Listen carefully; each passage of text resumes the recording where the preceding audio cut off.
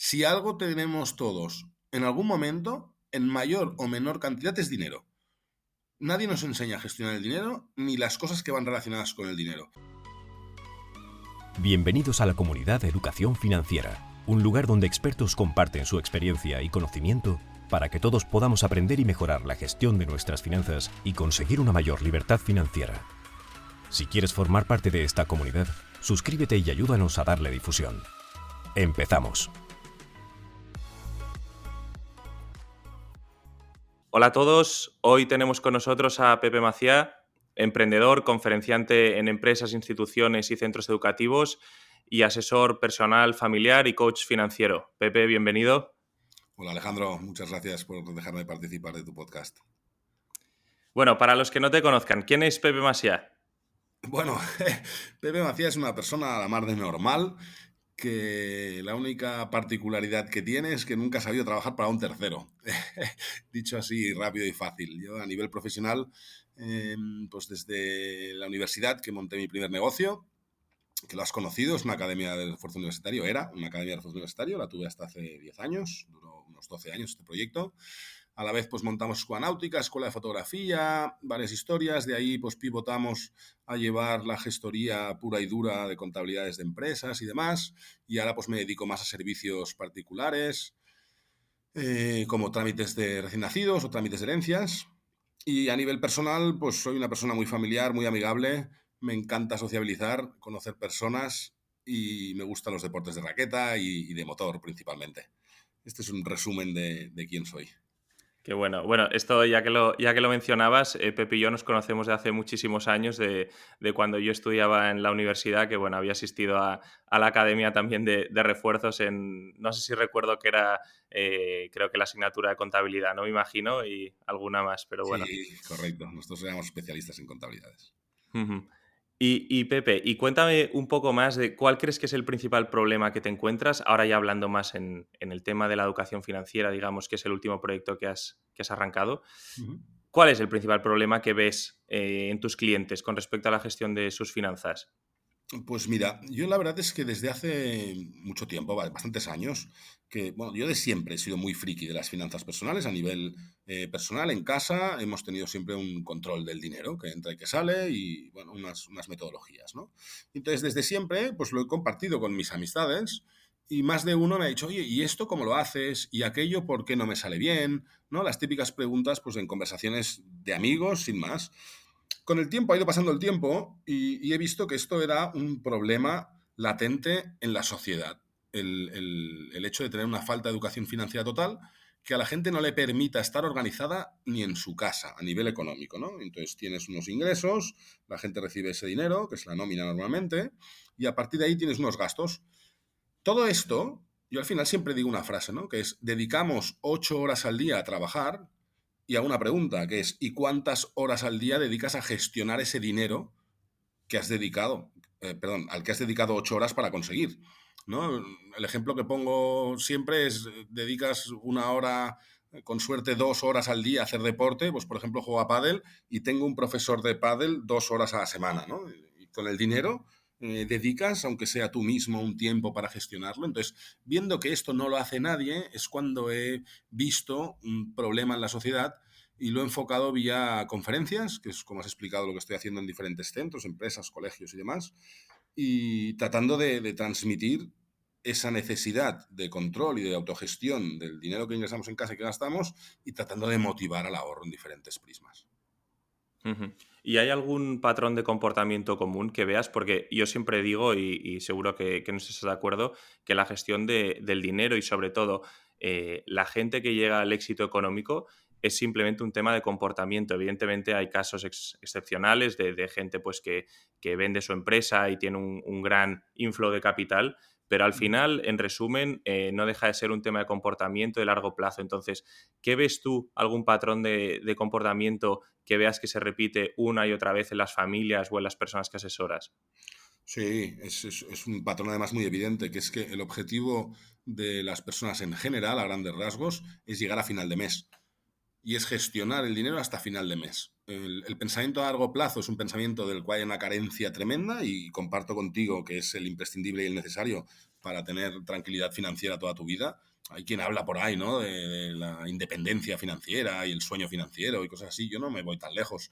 Yo hablo de vivir, dormir tranquilo. Y al final, este patrón que se cumple permanentemente de llegar a final de mes, y si cuando estoy llegando a final de mes, este mes tengo la suerte de que sobran 150 euros, hay que gastarlos porque nos sobran 150 euros, ¿no? Este es el patrón erróneo que se repite permanentemente en muchísimas familias de nuestro país. Ujú, ujú. Y me imagino que te habrás encontrado alguna situación extrema o difícil, alguna que quieras compartir, algún caso que digas, oye, esto es algo, una situación muy delicada para dar a los oyentes también una idea de si se encuentran en ese punto, qué es lo que deben hacer o para evitar llegar a ese punto. Situaciones delicadas hay, por supuesto que hay muchísimas, y he tenido varios casos. Un ejemplo fue una persona que se acababa de divorciar, vendieron un piso, ese piso le genera un ingreso que se queda en su cuenta corriente, al separarse pues genera nuevos gastos, evidentemente pues tenían una vivienda en un núcleo familiar y ahora se necesitan dos, tienen un hijo por en medio. Y con todo este proceso, él durante los primeros 5 o 6 años después de divorciarse, va tirando de este dinero que le llegó del piso hasta darse cuenta de que se está fundiendo todo lo que tenía en esa cuenta corriente. Y entonces a partir de ahí es cuando se puede analizar. Esto se puede llevar a extremos de pobreza y con ingresos que prácticamente no existen, con lo cual no te da ni para gestionar el motivo. Pero yo creo que la clave es, como tú decías, ¿no? Hay momentos en que tienes una entrada de dinero muy potente. Y a todos nos puede pasar en nuestra vida. Por un lado estaría el ejemplo de deportistas de élite, ¿no? Pues futbolistas que durante su etapa como futbolistas de éxito cobran un dineral y adquieren un nivel de vida brutal y luego pasan la mayoría a ingresos casi igual a cero, con lo cual mantener ese nivel de vida sin ingresos se les empieza a complicar. Y conocemos todos casos de futbolistas que habían ganado millones que actualmente pues se dice, yo no sé decir exactamente, pero se dice y se oye que están arruinados, ¿no? Y que les están pasando canutas.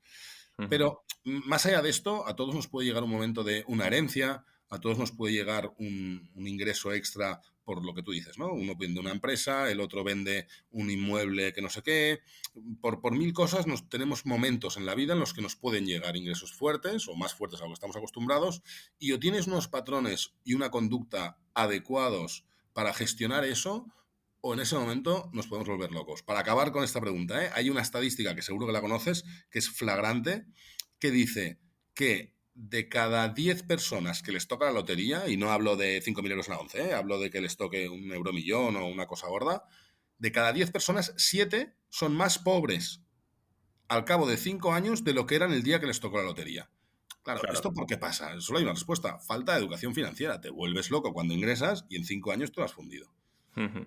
Te lo has fundido y seguramente te has endeudado más aún porque te has subido el nivel de vida a unos niveles exagerados y te has metido tu propio, bueno, te has cavado un pozo todavía más hondo, ¿no? Correcto, correcto. Ujú, ujú. Y, o sea, ya que hablamos de este punto de la educación financiera, hagamos un especial hincapié, que tú también vas a centros educativos, de qué es lo que pasa con la educación financiera en los colegios, porque tú te centras en formar desde la base, que es lo que se debería enseñar en los colegios, que esto lo Ujú. compartimos.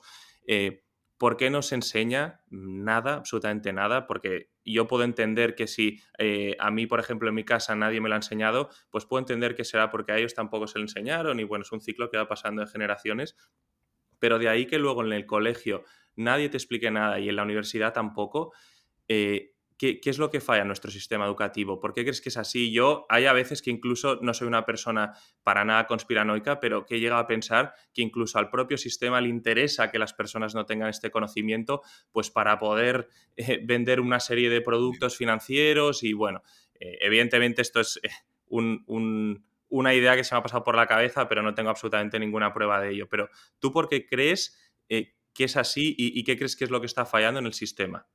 Bueno, yo creo que pensamientos como este los he tenido también, ¿eh? Alejandro, no te voy a engañar. Al final es flagrante, ¿no? Me preguntas, ¿qué es lo que pasa en los colegios? No, en los colegios es lo que no pasa en tema de educación financiera, porque no pasa nada. No pasa nada significa que no se habla de educación financiera en los colegios. En los colegios, desde hace pocos años, estuve analizando, el método de educación ha incluido desde hace pocos años es quizás tú ya lo pillaste un poquito al acabar el colegio, ha incluido que en el último año se estudia un poco lo que es un balance, una cuenta de resultados, pero siempre pensando en una empresa. Ujú, En el colegio no se nos enseñan cosas tan básicas como qué es una hipoteca. Todos sabemos a grandes rasgos lo que es una hipoteca, es pedir un préstamo para comprar una vivienda, ¿no? Por concepto. Vale, perfecto, pero ¿cómo se pide una hipoteca? ¿Qué necesitas para pedir una hipoteca? ¿Cómo negocias una hipoteca? ¿Qué es un préstamo personal? ¿Para qué sirve una tarjeta de débito o de crédito? Estas cosas que son tan básicas y que todos tocamos y tenemos en las manos permanentemente, porque recordemos que si algo tenemos todos en algún momento, en mayor o menor cantidad es dinero. Nadie nos enseña a gestionar el dinero ni las cosas que van relacionadas con el dinero. ¿Cómo puede ser que existan en este planeta tarjetas revolving, por ejemplo? ujú, ¿No? ujú. Es lo Sí. que tú decías, ¿no? Es decir, perdón, el sistema nos vende productos que son por falta de educación financiera. Es decir, una tarjeta revolving no debería existir. O sea, nadie sabiendo un poquito de finanzas personales adquiriría una tarjeta revolving y menos la autorizaría. Porque es flagrante ir contra ti. Una tarjeta revolving, para el que nos esté escuchando y no lo sepa, es una tarjeta en la que tú utilizas para comprar el bien que quieras. Pues, por ejemplo, me voy a comprar un ordenador portátil o el último iPhone última generación, ¿no? Y me gasto 1.500 euros. Con la tarjeta de crédito normal, esos 1.500 euros a final de mes te los cargan. Si tienes saldo los pagas y si no tienes un problema. Vaya, bien. Con la tarjeta revolving, tú directamente desde la app de tu banco pactas cómo vas a pagar esos 1.500 euros. Y ellos te dicen, vale, perfecto, me vas a pagar 100 euros al mes. Perfecto, pero cuidado, que te faltan los intereses. Y los intereses en la tarjeta revolving no son el problema del 3-4% que tienen las hipotecas, ¿no? En la tarjeta revolving empezamos a partir del 17-18% y podemos llegar hasta el 25%. Con lo Ujú, cual, sobre algo de 1.000 euros acabas pagando 1.200 euros, más o menos. ujú. Es una Sí. barbaridad, pero como la gente paga las cuotas pequeñas, valora las cuotas pequeñas en vez de ver el montante. Y además que partimos de la base que si no puedes pagar un iPhone de 1.500 euros con Correcto. efectivo que tengas en tu tarjeta, ¿en qué momento te metes con una tarjeta revolving que no solo te va a costar más, sino que además es que es algo que, oye, lo siento, no te puedes permitir, que es algo también muy importante que nos hemos acostumbrado a nuestra sociedad a que hoy en día, oye, todo el mundo se puede permitir todo. No, tienes que saber también un poco dónde están tus límites. Y yo siempre digo, igual no te lo puedes permitir hoy, pero oye, haz un plan para ahorrar y podértelo permitir pues en 6, 7, 8 meses. Al final llegarás a ello, pero tienes que ahorrar para podértelo comprar.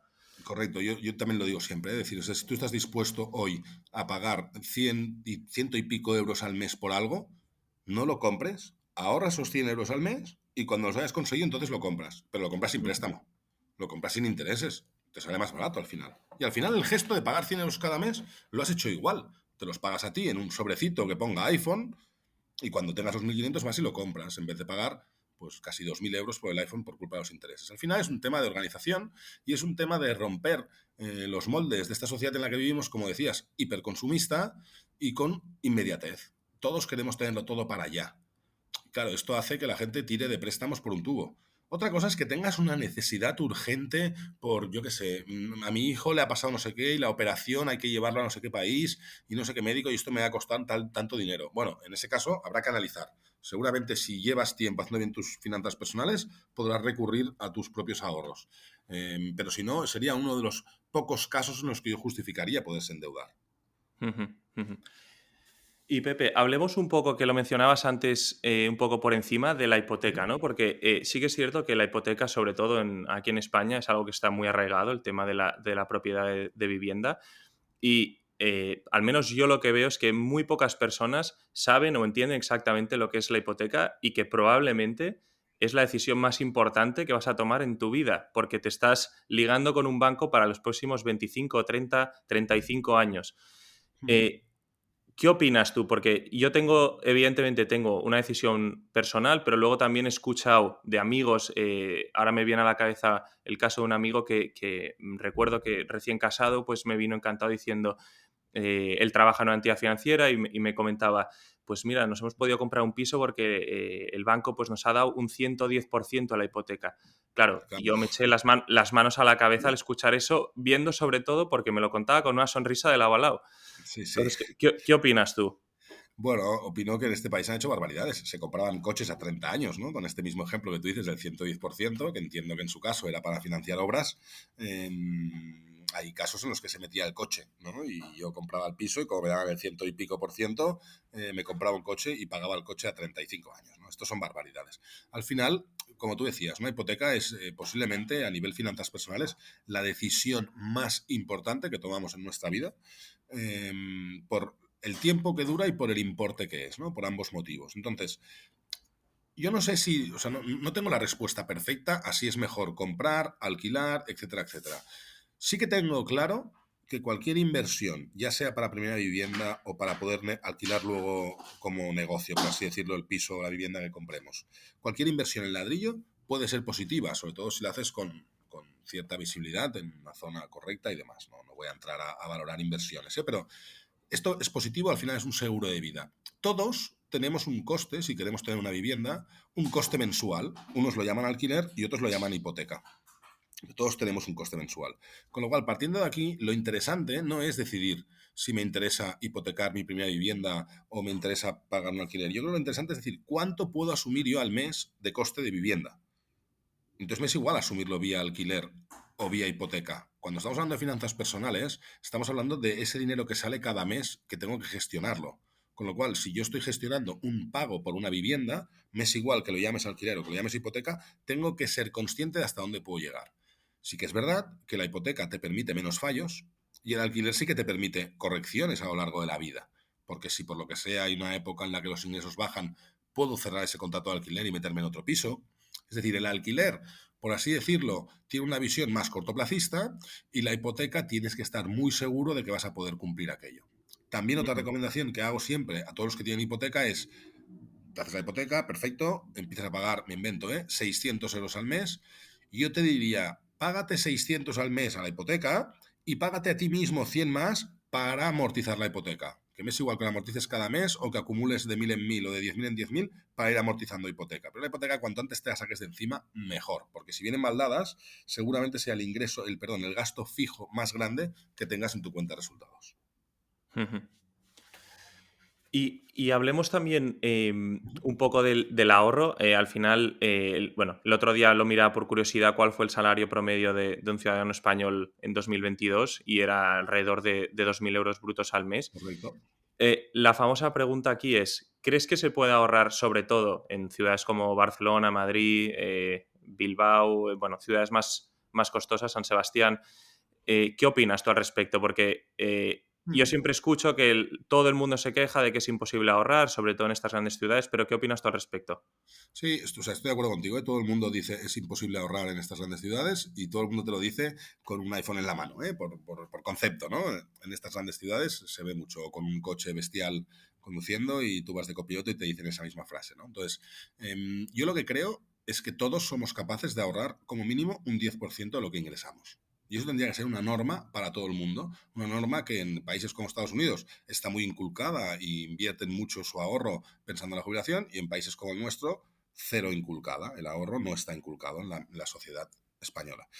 Entonces, yo lo que hago cuando me dicen esto de es imposible ahorrar y demás, yo les replanteo una pregunta. Y les digo, si ahora viene tu jefe, el director general de la empresa, y os coge a todos los trabajadores y os dice, oye, por motivos X, la empresa va mal, y o nos bajamos todos el sueldo un 10% o mañana cerramos la empresa. Como la gente tiende a buscar su seguridad personal, el 99,99% contestan sí, me bajo el salario y me quedo. Entonces, diciéndote esto, lo que te están diciendo es, somos capaces de vivir con un 10% menos, con lo cual soy capaz hoy, que todavía no me han bajado el salario un 10%, soy capaz de ahorrar ese 10%. El problema es la gestión del gasto, como siempre, ¿no? Al final, que alguien me diga no soy capaz de ahorrar, pero estamos esquiando a todo trapo un fin de semana, no sé dónde, hombre, pues lo que no eres capaz es de renunciar a según qué cosas para poder ahorrar, pensando en otros objetivos que puedas tener en tu vida, ¿no? Que uno es la jubilación, que ya lo hemos dicho varias veces, pero podrías tener objetivos como irte de viaje con la familia, me es igual, ¿eh? Esto ya cada uno con sus objetivos, pero también los que tienen coche tendrán que cambiar el coche y tienen que tener como objetivo cambiar ese coche y eso vale un dinero y lo puedes pedir prestado o lo puedes ir ahorrando tú antes. Al final el pago mensual lo vas a tener igual, ¿no? Que es lo que les digo siempre. Entonces yo creo que el ahorro va ligado a la renuncia. Y el ejemplo que Ujú. también pongo muy gráfico siempre es el régimen. Es decir, tú quieres adelgazar y ¿qué vas a hacer? Pues renunciar a comer según qué alimentos. Pues aquí es lo mismo. Si quieres ahorrar, tienes que renunciar a gastar según qué cosas. o comprar según Ujú. qué objetos que no te aportan un valor real.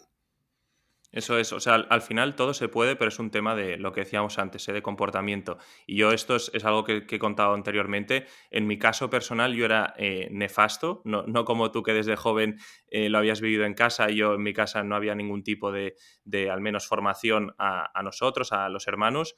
Ujú. Y yo, pues, me salí al mundo laboral sin tener ningún tipo de conocimiento más allá de lo que comentabas, de lo que había podido estudiar en la carrera o en el colegio, un poco a nivel de lo que era un balance, pero de finanzas personales, cero. Entonces, ¿cuál era mi situación? Pues yo tenía 23, 24 años, ganaba 1.500 euros, vivía en casa de mis padres, pero no Ujú. ahorraba ni un euro. O igual al acabar el mes me quedaban 100, 150 euros, 200 euros, y ahora lo pienso y me echo las manos en la cabeza porque pienso, ¿cómo puede ser? Pero claro, es justamente lo que tú dices, no renunciaba a nada, ¿no? Pues un fin Claro. de semana aquí, otro fin de semana allá, tenía mi coche que me compré de segunda mano a la que pude ahorrar un poco de dinero, pero claro, el coche tienes que pagar luego el parking, el seguro, la gasolina, las reparaciones, que todo eso tampoco lo contabilizaba, bueno, y suma y sigue, ¿no? Y al final yo creo que esto también es el principal problema en las personas.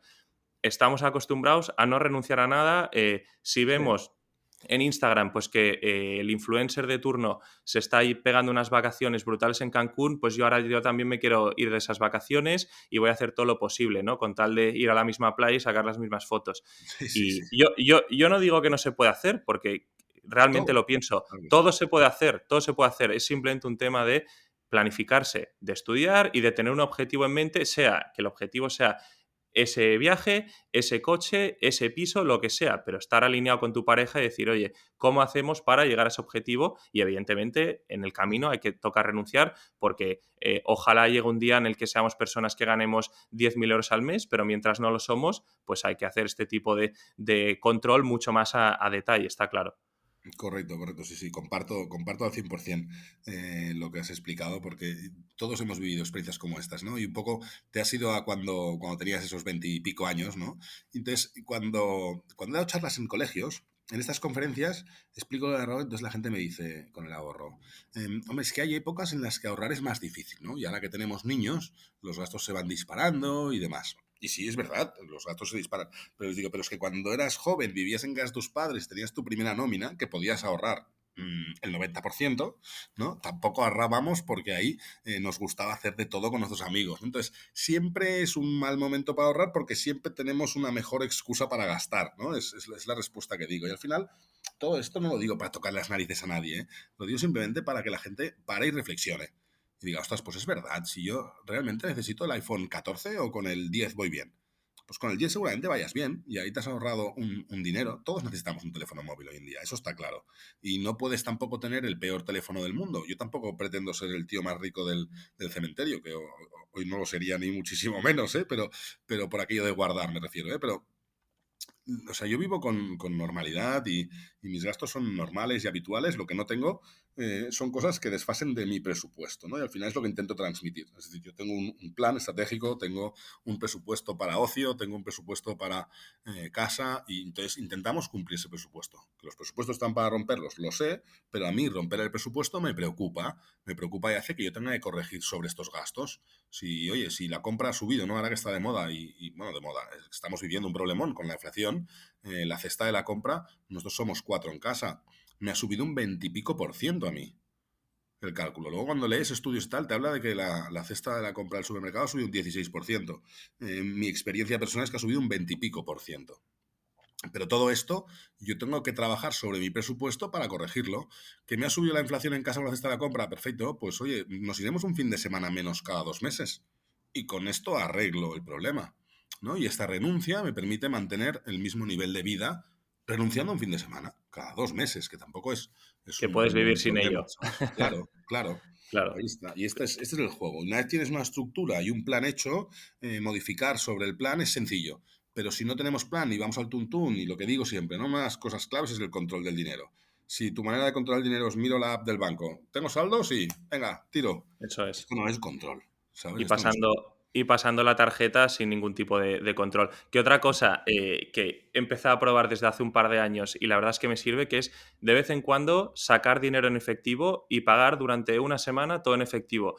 Y te Sí, voy a decir que evidentemente es muy incómodo porque estamos acostumbrados ya ni siquiera con la tarjeta a pagar todo desde el móvil, pero realmente me ayuda mucho a ser consciente, porque tú cuando te vas a cenar fuera con tu pareja y pagas pues aquí una cena estándar en Barcelona de 50, 60 euros para 2 personas y Sí. pasas el teléfono, ni te enteras realmente. Pero cuando sacas esos billetes de la cartera y lo pagas, el efecto es muy diferente, muy Sí, diferente. sí. Yo de hecho en las conferencias también recomiendo el método de los sobres, que es con el que yo empecé, porque antes todo era en efectivo y todo esto lo tenías en efectivo, pero yo sigo sacando cada día uno, X dinero, y entonces tengo un sobre que pone supermercado, que es un sobre que compartimos mi mujer y yo. Tenemos otro sobre que pone salidas, ocio. Y entonces todo lo hacemos así en efectivo, ¿no? Porque de esta manera, por un lado, tienes el dolor, ¿no? De pagar con billetes, que sacar un billete de la mano cuesta más que pasar la tarjeta, como tú dices, pero a la vez tienes el control del presupuesto que tienes sobre el coste de supermercado del mes de febrero, ¿no? Estamos a día 17, si veo que hay la mitad de dinero del que puse, voy bien, si veo que hay menos, tengo que empezar a apretar y entonces apretar significa vamos a buscar mejores ofertas, vamos a comprar con más inteligencia, los días que tocan y demás. Luego hay otro clásico que ahora me ha venido a la cabeza porque antes hablábamos de renunciar, ¿no? Desde la pandemia ahora han aparecido negocios, algunos ya existían pero han acabado de explotar, como Globo, por ejemplo, que sin nada en contra de Globo, yo soy usuario de hecho, pero no puede ser que comamos tanto de comida a domicilio, porque esto es un extra coste que tenemos en nuestro día a día bestial. Y pecamos mucho de esto en general, ¿no? Es la comodidad de decir, hoy no cocino, hoy no hacemos nada, pero ni una simple tortilla francesa, y Mm. pido por Globo no sé qué, ¿no? Entonces, estas cosas son las que nos matan las finanzas, y cuando no hay plan y no hay un presupuesto contra el que mirar, es muy sencillo que estas cosas se nos vayan y pasemos el móvil con una app y gastemos pues ahí 35 euros cuando podríamos haber gastado 7. De nuevo la inmediatez, ¿eh? Y esto es algo que Inmediatez. a todas las personas que, por favor, les pediría que miren sus extractos bancarios. Hoy en día no hace falta ni hacerlo de esta manera. Hay muchas aplicaciones móviles que te puedes conectar con tu banco y automáticamente tienes Ujú. todos tus gastos estructurados y lo sabes. Y yo cuando empecé a hacer este tipo de control me llevé también las manos a la cabeza, me daba cuenta, lo que tú decías, pues que yo pedía en Globo y en aplicaciones similares, pues comida a domicilio cuando yo pensaba pues que era pues muy de vez en cuando, pero luego me daba cuenta que al final ese de vez en cuando pues sumaba igual 100 euros al mes, porque Uf, acababan siendo uf. 4 o 5 noches a casa que llegaba cansado y no me apetecía cocinar y Ujú. ostras, y digo, pero ¿cómo puede ser esto? Entonces, al final con 100 euros al mes puedes comprar mucho en el supermercado. Entonces, de nuevo, planificación es tan sencillo como hacerte un plan también de las comidas. Si te da pereza cocinar, oye, yo soy muy fan de cocinar el fin de semana, intentarte planificar ya, dejarte tuppers hechos si puedes para el resto de lunes a viernes y eso que te quitas de encima. Entonces, pero bueno, estoy totalmente de acuerdo contigo. Es un tema, todo vuelve a lo mismo que es la planificación. Sí, siempre acabamos ahí. Esto no falla. Y Pepe, vamos a darle un poco la vuelta a la moneda, que lo decíamos antes, que es lo que compartimos todos y es que siempre consideramos que nuestro salario es bajo. Entonces, lo que decíamos ahora, ¿no? De el ahorro, ¿vale? Pero al final el ahorro es cierto que al final hay unos mínimos, hay que pagar pues un coche, hay que pagar, bueno, un coche o el transporte, hay que pagar por la Ujú. comida y hay que pagar por un techo. Eso es algo que todos tenemos.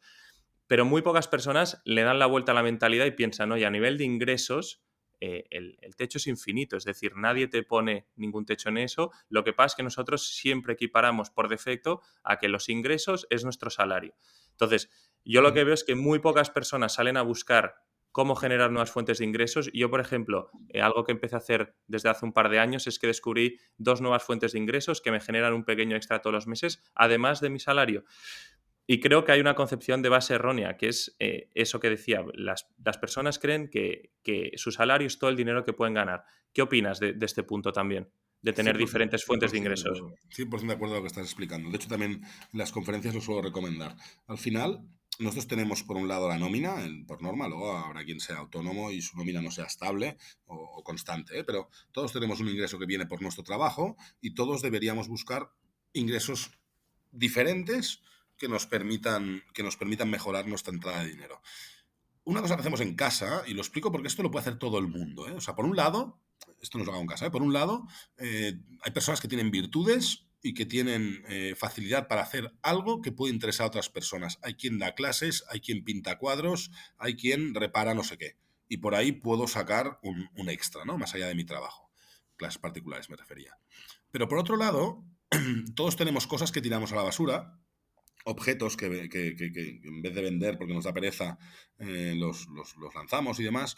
Y yo creo que Wallapop es la mejor aplicación para generarte tus primeros ingresos extra, ¿no? Con todo aquello que te sobra, hay 1000 aplicaciones que ofrecen servicios de segunda mano, de compraventa. Yo con mis hijos, por ejemplo, y con mi mujer, tenemos un juego, entre comillas, que es que queremos hacer un viaje. Pero este viaje se va a financiar exclusivamente con la venta de cosas que hacemos de casa. De esta manera promuevo el orden en casa y el eliminar cosas obsoletas, por así decirlo, que están en buen estado y que se pueden vender. Entonces, a ellos les encanta, ¿no? Venga, papi, vamos a meter en Wallapop no sé qué. Y lo ponemos Qué en bueno. Wallapop. Y, ¿qué, papi? ¿Te han explicado, te han preguntado ya por mi bicicleta? Porque la bicicleta ya era pequeña y hay que comprar una nueva, ¿no? Y tiene la grande, entonces la pequeña se vende. Y cosas así, ¿no? Entonces, ellos saben que de todo lo que se ingresa del Wallapop se va a hacer un ahorro común, tanto de sus cosas como de las nuestras, que con ese dinero nos iremos de viaje. También es verdad que yo he sido coleccionista toda mi vida, que es otra manera de ahorrar, ¿no? 1000 cosas he coleccionado. Ahora ya me he cansado de las colecciones y entonces el grueso de este sobre de Wallapop, en nuestro caso, viene por la venta de muchos coleccionables que he tenido. Pero aún y así, lo que me refiero es que generar ingresos extra nos van a dar ese impulso para mejorar las finanzas vía ingresos, que siempre la gente, como tú dices, tiende a pensar que solo ingresan por las 8 horas de trabajo normales, ¿no? Y hay 1000 cosas que hacer. Cuando eres joven puedes hacer canguros, y cuando eres más mayor puedes dar clases de no sé qué, dar charlas de finanzas personales como estoy haciendo yo, o generar publicidad vía algo que tú hagas muy bien y que los demás no hagan tan bien. Es igual, ¿eh? O sea, la manera de conseguir ingresos ya es la virtud de cada uno. Uno de los que yo encontré también fue, que me llevó una grata sorpresa y que sigo aplicando, es alquilar mi coche. Hay varias aplicaciones que te permiten eso desde una forma muy sencilla y al menos yo me llevo una grata sorpresa porque me di cuenta que evidentemente el coche, viviendo en Barcelona, entre semana no lo tocaba y había muchos fines de semana que tampoco lo tocaba, pues porque me quedaba por aquí y me podía mover pues caminando o en transporte público, en bicicleta, en moto, como sea. Me llevó una grata sorpresa al ver que muchos meses me permitía no solamente pagar el parking, sino pagar la gasolina del mes y a veces un extra, que eso va para el seguro anual. O sea que ha habido meses en los que el coche me ha salido gratis. Entonces, bueno, Sí, esto sí, es es solo cuestión. uno de los ejemplos más de hoy en día también, gracias a las tecnologías, la cantidad de cosas que tenemos a nuestra disposición para generar ingresos extra. Total. Estoy completamente de acuerdo y creo que todo el mundo debería hacer cosas de estas. Y creo que la mayoría de gente, por conversaciones que he tenido, no las hace por la pereza. Por la pereza de decir, es que al alquilar mi coche me supone que tengo que quedar con un tipo que viene a buscarlo a esta hora y justo a esta hora no sé qué, ¿no? Y o sea, problemas bastante superfluos y bastante fáciles de romper y decir, venga, lo hago, ingreso X, pero claro, es que son solo 40 euros. Bueno, es que si sumas muchas veces 40 euros tendrás un dineral. Esa es la mentalidad a largo plazo que falta, que hablábamos al principio. Totalmente. Y luego también si lo piensas en tiempo, dices, oye, tengo que quedar con una persona, pero bueno, viene a tu parking, revisas el coche, Sí, estás 10 minutos y te van a pagar 40 euros. Entonces, dudo que en tu trabajo te estén pagando 40 euros por 10 minutos de trabajo, que esto es también correcto. algo que muy pocas personas lo analizan de esta forma. Claro, analizas solo el valor absoluto de 40 y te parece poco, pero lo que has de ver es que 40 euros por 10 minutos y que muchos 40 euros de 10 minutos sale más rentable que trabajar 8 horas al día. Eso es. Y Pepe, y sobre la inversión, ¿qué les dices a las personas sobre la inversión, sobre todo, y el enfoque que le deben dar, teniendo en cuenta que el tema de la inversión es algo también muy personal, dependiendo de la aversión al riesgo de la persona? Bueno, ¿cuál es tu opinión o cómo lo enfocas tú con tus clientes? Sí, o sea, yo lo primero les explico el cómo estructuraría yo el ahorro. El ahorro yo lo divido en 3 partes. La primera sería el colchón financiero, que recomiendo tener entre 3 y 6 veces el importe de nuestros gastos mensuales en nuestra cuenta corriente. Este no se invierte, se queda en la cuenta corriente. Sería un colchón para emergencias. Y luego divido en 2 partes más. El ahorro lo destino, por un lado, al medio plazo, que sería objetivos concretos, ¿no? Hemos hablado de varios, de que me tengo que cambiar el coche, tengo que hacer obras en casa, tengo que pagar la universidad de mis hijos, o quiero que estén un año en el extranjero, cambio de electrodomésticos, etcétera, etcétera, ahorrar con objetivos, o quiero hacer un viaje familiar de ocio, que también podría estar ahí. Ahorrar con objetivos. Y por último, ahorrar a largo plazo, que es pensando en la jubilación y cuando mis ingresos bajen en picado. Si tenemos suerte cobraremos pensión y si no, tendremos cero, con lo cual tenemos que ahorrar pensando en ese momento. Cuando hablo del medio plazo, la parte de inversiones, como tú dices, es muy diferente para qué perfil de persona y la versión al riesgo que tenga. Con lo cual aquí no me atrevo a hacer una recomendación genérica, porque esto, como dices, es muy particular. Sí que la gente tiene que saber, y eso también falta en los colegios, ¿no? Que, ¿en qué se puede invertir en la vida? Pues en la vida, si inviertes dinero, puedes invertir en renta fija o en renta variable y saber lo que es un bono o saber lo que es una acción de una empresa, ¿no? Entonces aquí la gente tiene que tener opciones. Si tienes menos capacidad de asumir riesgo, pues te vas a ir más a renta fija, a comprar bonos corporativos o del Estado, se han puesto de moda ahora con las colas en el Banco de España. O si tienes más aversión al riesgo, pues ya vas a entrar en el mercado de acciones y fondos de inversión y demás, ¿no? Lo que sí que me atrevo siempre es a explicar lo que yo hago pensando en el largo plazo y en ese momento de la jubilación, y también lo hago pensando en mis hijos, ¿no? Y lo hago con un ejemplo. Digo, si yo ahora mismo fuese el Estado, el gobierno, y dijera, o sea, una de las medidas que tomaría, diría, elimino ahora mismo la jubilación. Y tal y como nazca un niño, yo voy a depositar, pues por ejemplo, 1.000 euros en un fondo indexado al SP500. Para los oyentes que no lo sepan, ¿eh? El SP500 es un fondo que engloba las 500 mejores empresas de Estados Unidos, con lo cual por cada euro estás comprando un trocito muy pequeño de cada una de estas 500 mejores empresas. Y que ya hay unas personas y unos gestores que administran este SP500 de tal manera que hay una clasificación y hay empresas que bajan del ranking y suben otras y el fondo se va adecuando y siempre está indexado a este SP500, ¿vale? Recomendando esto de los 1.000 euros cuando nace un bebé y siguiendo la historia que me da el SP500, una subida del 7,5% anual en todos los últimos años analizados, lo que tendríamos en el momento de jubilarnos con 68 años serían ciento y pico mil euros. Con 1.000 euros que he puesto el día 1, tengo ciento y pico mil el día que cumplo 68 años. Vale, pero 1.000 euros es muy poco. Como tú mismo has dicho antes, el salario medio y también la pensión media de jubilación en España está en torno a los 2.000 euros. ¿Sí? Con lo cual, si ponemos, por ejemplo, 2 meses y medio de jubilación, es decir, 5.000 euros, ahí ya estamos llegando a un importe de 600 y pico mil euros el día que me jubile. Y si pongo 10.000, tengo 1.200.000. ¿No? Con lo cual, 10.000 euros es lo que me cuesta 5 meses de la jubilación de una persona, y si esto los invierto a largo plazo, contando con el interés compuesto y contando con la variabilidad del tiempo y la visión a largo plazo, que es lo que a la gente le cuesta mucho con las inversiones y con el ahorro y con todo, esto me va a generar mucho dinero. Entonces, lo único que me atrevo a recomendar, como te decía, y volviendo al principio, es cuando inviertes a largo plazo, invertir indexado al SP500. Y cuando hablo de largo plazo, hablo de como mínimo, cuando metas un euro allá, pensar que hasta aquí 10 años no lo vas a recuperar. ¿Y por qué pongo 10 años? Porque si tú analizas la gráfica del SP500, pero la analizas tampoco con mucho criterio, simplemente mirando la gráfica y diciendo, pongo el dedo en una fecha y miras 10 años después, siempre va a ser positivo. Siempre habrás ganado dinero. Con lo cual, por eso ese mínimo de 10 años, y yo lo hago, tanto para mí como para mis hijos, pensando en la jubilación. En ese momento, a mí me quedan todavía 20 y pico años, y con lo cual puedo tener esta variabilidad de riesgo. Cuando me falten 5, 6, 7, 8 años, pues será un momento para pensar, ya lo saco de aquí, para no comerme el coronavirus que venga de aquí 20 años o la crisis gorda que venga de aquí 20 años, quito riesgo y lo pondré en un plazo fijo. Pero hoy, con la edad que tengo, y a la gente que tenga, pues de 55 para abajo, les recomendaría este tipo de inversión a largo plazo. El medio plazo ya es entrar en personalidades mucho más complicadas. Y qué difícil es pensar a largo plazo en nuestra sociedad. Yo siempre animo a las personas que nos escuchen a coger la fórmula que Pepe comentaba, que es la más poderosa del mundo, que es la fórmula del interés compuesto. Por favor, meteros en Google y poner calculadora de interés compuesto y jugar allá con 4 números. Y veréis cómo con muy poco dinero a largo plazo, a 20, 30 años vista, es exponencial los resultados. Y eso, Sí. bueno, realmente es algo que a las personas que no se lo plantean, pues al menos si lo ven con los números, pues te permite abrirte los ojos. Sí, hay un ejemplo muy viral a todos los que nos gusta cotillear el mundo de las finanzas personales, inversiones y demás, que es que ¿cuánto tendrías si tienes hoy un céntimo, 0,01 euros, un céntimo, y lo multiplicas por 2 cada día durante 30 días, durante un mes? Y la respuesta es más de 5 millones, que esto sería el interés compuesto llevado a la máxima potencia, ¿no? Es decir, que cada día multiplicas por 2 el importe que tienes, ¿no? Hoy tienes un céntimo, mañana tienes 2, 4, 8, es decir, han pasado 5 días y no tengo ni 10 céntimos casi todavía.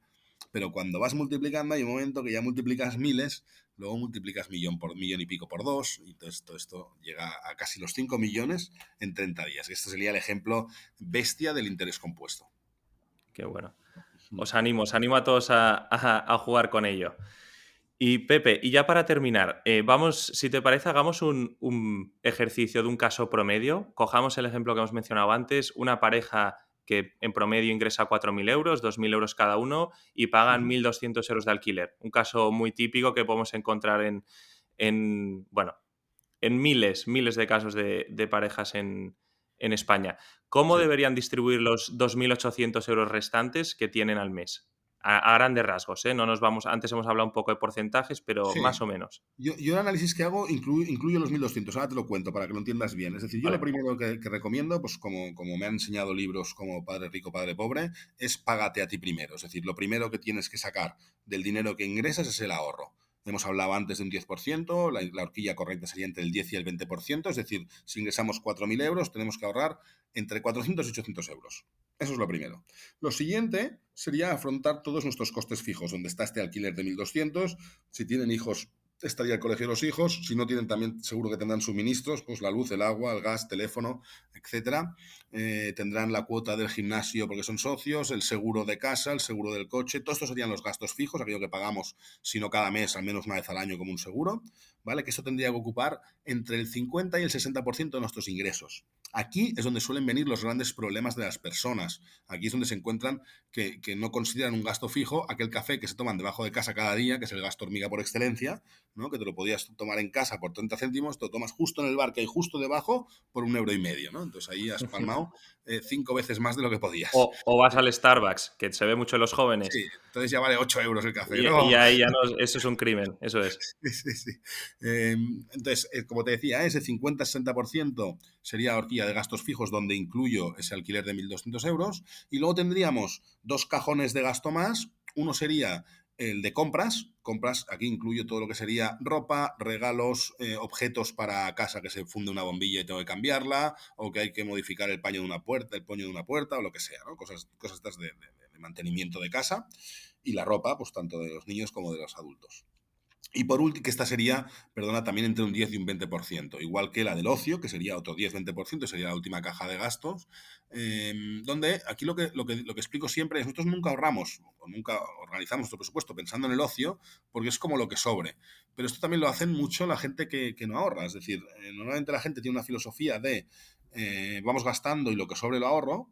Y yo lo que intento inculcar con lo que te acabo de explicar es vamos a ahorrar y lo que sobre lo gastamos, ¿no? O sea, es cambiar este orden para tener las finanzas ordenadas es esencial y es clave, ¿no? Este presupuesto que yo he dado no es inamovible, estos porcentajes. Es decir, es una estructura que sé que funciona porque la he probado en mis carnes y sé que funciona, pero cada uno puede hacer sus modificaciones en función de las necesidades, pero no irse mucho más allá de esos porcentajes, porque entonces empiezas a desvirtuar la cuenta de resultados personal, ¿no? Y si tienes una hipoteca o un alquiler que supone ya el 50% de tus ingresos, estás sentenciado. Estás sentenciado porque ya estás viviendo en una vivienda, en una propiedad por encima de tus posibilidades, seguro. Bueno, Pepe, muchísimas gracias por haber compartido con toda nuestra comunidad tus experiencias y conocimientos y sobre todo para ayudarnos a que la educación financiera pues sea un bien de primera necesidad. Y creo, sinceramente te lo digo, que haces una labor impagable a la sociedad, de verdad que lo pienso. A mí este episodio se me ha quedado corto, por lo que espero que podamos hablar de nuevo más adelante también. Seguro. Gracias a ti, Alejandro. El proyecto que has organizado con este podcast me parece bestial. Creo que también la labor es encomiable para todo el mundo y todo el mundo tiene que saber valorar esto. Que nadie tenga pereza de escuchar estos podcasts porque se aprende un montón. Y nada, de nuevo, muchas gracias a ti y nos volvemos a escuchar cuando quieras. Y a los que nos escucháis dejaremos en la descripción todos los datos de contacto de Pepe, así como el link a su página web que os animo a todos a visitar. Nos vemos en el próximo episodio. Las ideas, conceptos y opiniones compartidas no representan asesoramiento financiero alguno. En caso de necesitarlo, se debe acudir siempre a un profesional certificado.